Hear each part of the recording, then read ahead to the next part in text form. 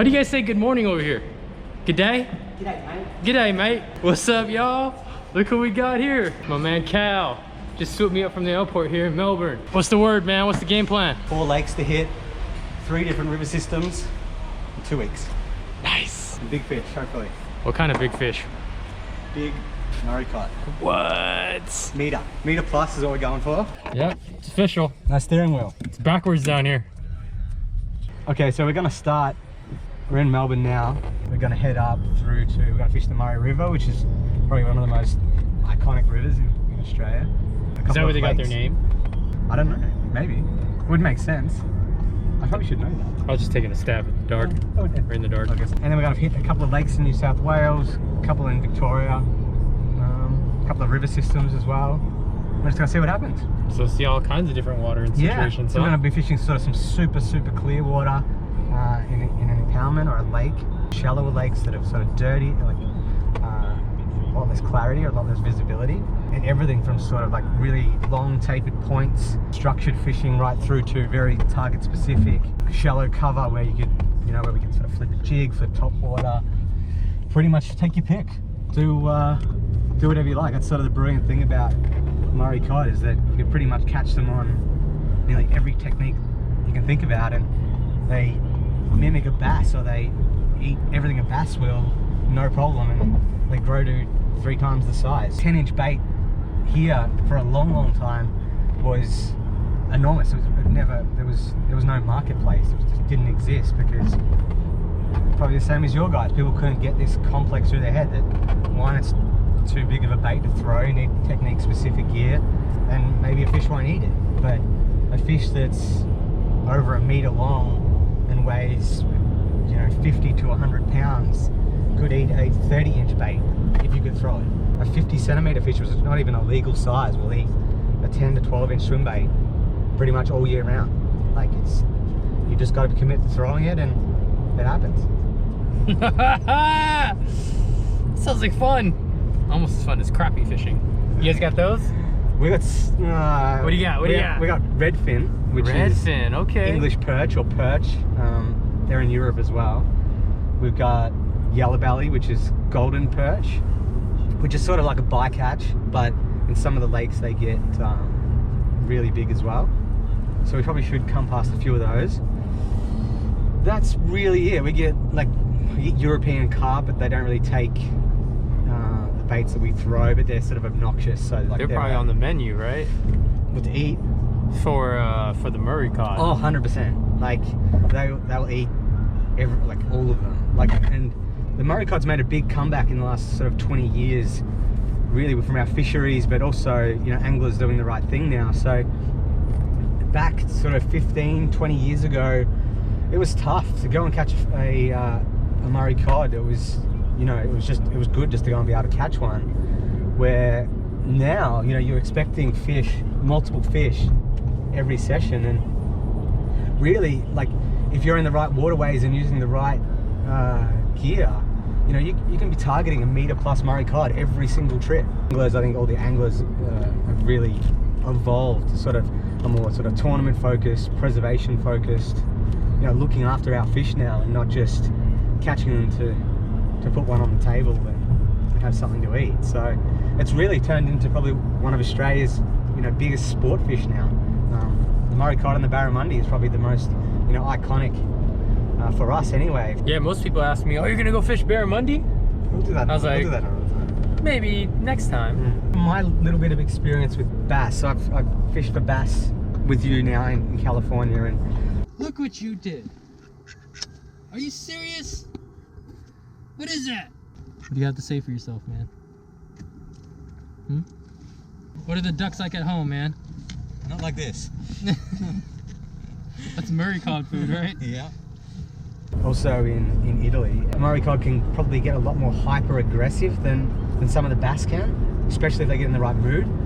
But they don't school up like bass. Like, you know, we would never get on a school of Murray Cod and catch 50 out of a school. They're loners, huh? Yeah, and they don't like making friends. They eat their friends. Like we've caught Murray Cod before over a meter long that have bite marks halfway down and it looks like a shark is like basically like chewed out or sort of braised against their tail fin. Like, it is insane. You're like basically 2 meter plus Murray Cod like attacking each other, probably, you know, either over territory or God knows what. Food. Trying to get freaky. Yeah, maybe. So if you have a close look, you can see where another big cod's had been mouthing him. Oh, they've been fighting. So there's marks here, And on his head. here, and then on his head. Big scuff mark back here too. And you can almost see the teeth marks here, where it's dragged. It's like, that's what it looks like anyway. Yeah, definitely that one. That's wild. Nature, you scary.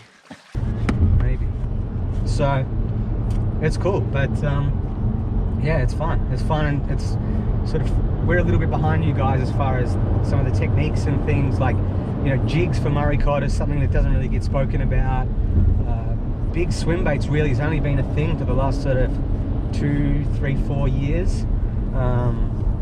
And, you know, that's sort of really still evolving. So I'm super excited, I'm super interested to sort of see what, you know, what you'll do and what you will use technique-wise, and potentially, you know, lures or baits and techniques that have just never been seen by these fish before, and how they're going to react. So that'll be cool. We'll see, because we brought the big baits, we brought the thick lines. Now we just got to find them heavy weights. We got to do some conversions though to metric system, so stay tuned for that. Uh-oh, who we got here? Hey, what's up guys? Welcome to Country Victoria. I'm Josh. I'm Cal's younger brother. I'm just another Aussie that loves his fishing, I guess you could say. Got the sickness, huh? Yeah, man. I like the threads, man. That looks good. Fresh. Absolutely. Boat looks good. What's the game plan? Where are we headed? Heading off to Eildon. Got a few days there, so should be good. It's all right. They're hard to catch there. For all the bite chasers? Oh yeah. Should be a tough one, I reckon, but should be able to make something happen. Awesome. Thanks for having us, brother. All good, man. Pumped to be here, man. All right, check it out. We just got to the lake, destination number 1. It really reminds me of Northern California. If I showed a picture of this place to someone at home, they'd probably guess we're at Lake Shasta or Oroville or New Melones or Berryessa or something along those lines. But take a look at the topography. Got some kind of pines up on the hills, got low water levels, houseboats. Eerily familiar vibe I'm getting from the lake. How are we looking on gear? We got enough? Nah, not enough rods. We got Tim Tams. Hey, we got the Tim Tams.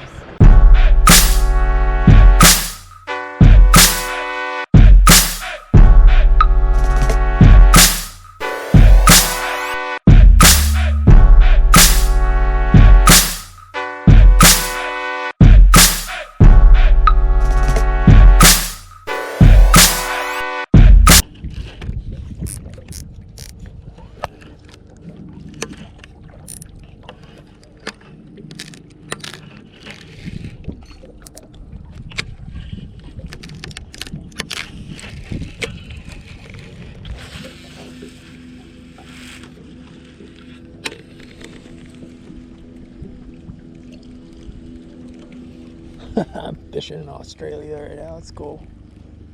Did you ever thought that? Not really, man. Not realistically. Did you always want to travel? Yeah, Did you always like sort of had that itch? and more it was all about the fish, especially my younger years. What do you mean by that? Because now I'm soaking up the entire experience. And Yeah. I'm appreciating everything that leads up to the fish. So like the travel, the sights, The food, people, the food, the culture. Yeah, man. What started with the fish is turned into so much more. It's one of the, like you get a lot of heartbreak otherwise. oh, if you're just, basing the success of your adventures off of whether or not you hold up a fish, you're doing it wrong, in my opinion. But at the same time, I'm trying my damnedest to hold up a fish. Oh, of course. I mean, this really doesn't look or feel that different from home. Like the anticipation that I'm feeling right now, it's something that I forget about. But like when people fish with me and they're throwing big baits, often for the first time, number one question, what does it feel like when they bite? And you know, I kind of laugh to myself every time they ask me. I'm like, it feels like a bite. Like, it doesn't matter if you're fishing a worm, a jig, or a big swim bait. Like, it feels like a bite. Doesn't matter if it's freshwater or saltwater. But now I find myself in that kind of same perspective all over again for the first time in a long time. You want to ask the question? Huh? And I'm like, don't answer. Don't ask the question, you idiot. You already know what it's going to be like. It's going to feel like a bite. And I think that's what really appeals to me with like this kind of destination exotic species fishing, is it allowed me to relive a lot of those early experiences all over again. Like we were saying before, right? You only catch your first whatever fish once. That's right. And it's like, Like you said, man, they're fish. Yep. They're just freaking massive.